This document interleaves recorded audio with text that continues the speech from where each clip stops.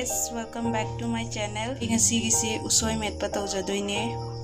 Machal sida leijare thaibong maru, morog atekpa, mayang ton mana. Sitoning khok leijare, sida nusi hidak mana, ina kopi mana, tel hau, aduga tel hau mana. Sini ngasi ai usoi se metjarak toine, atu yang minarase. Usoi ga thaibong maru ga se pressure cooker da hape se hoji ising glass ahum hapani se hoji ising hairani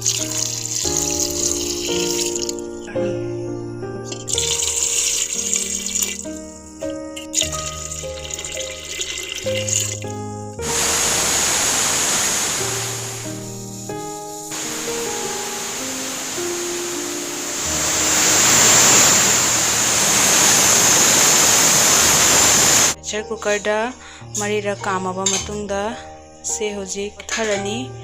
aduga inghalani ngahak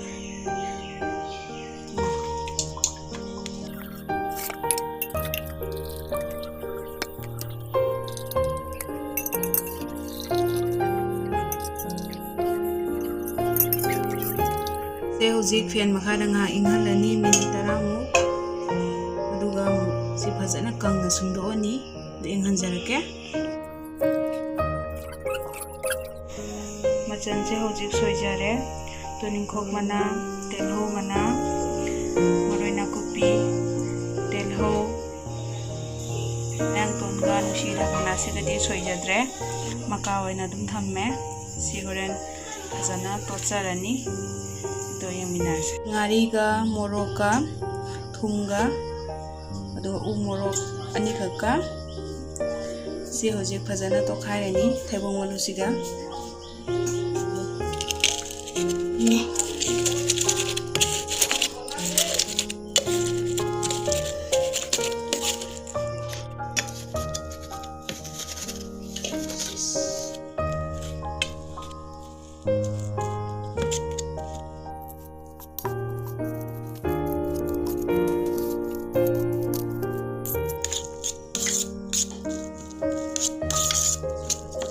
jalani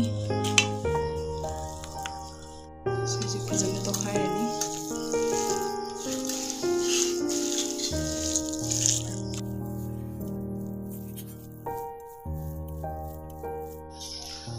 hojik sida toning khok mana chaisalani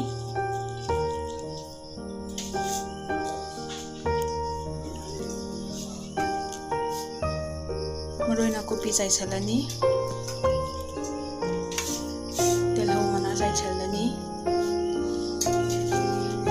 mayang ton mana sisu chaisalani sira mana chaisalani